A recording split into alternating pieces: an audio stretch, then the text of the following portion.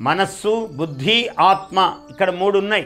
మనకు మనసస్తు పరా బుద్ధి అన్నాడు. మనస్సు మొట్టమొదటిది, అంటే అనుభూతి ధర్మము మర్మము కలిగినటువంటిది మనస్సు. ఎన్ని వందల పర్యాయాలు రామాయణము చదివినా, విన్నా, దృశ్యముగా చూసినా, మళ్ళీ ఆ సీతను ఎత్తుకుపోతే అక్కడ సీత కష్టపడుతూ ఉంటే, ఆ హనుమంతుడు సముద్రమును దాటుతూ ఉంటే, ఇవన్నీ మనస్సుకు అందే అనుభూతులు. మన కథ తెలుసు. మళ్ళీ రాముడు వెళ్ళి రావణాసురుణ్ణి జయించి సీతను తీసుకొస్తాడు విజయవంతంగా అని తెలిసినా మనస్సుకు అనుభూతి ఏమిటంటే, అయ్యో సీత ఇంత కష్టపడుతుందే, సీతమ్మ వారు ఇంత కష్టపడితే ఎట్లా అని మన మనస్సుకు బాధ అనుభూతం అవుతూనే ఉంటుంది ప్రతి క్షణములో. అది అందులో ఉన్న విశేషం. అక్కడ ఆ సీతమ్మ ఎలా ఉందో, రాముడు ఎలాంటి వాడో, ఎంత ఏకపత్ని వ్రతుడో, సీతమ్మకు రాముని యందు ఎంత ప్రేమ ఉన్నదో, హనుమంతుడికి రాముని యందు ఎంత భక్తి ఉన్నదో, ఇవన్నీ మనకు తెలుసు.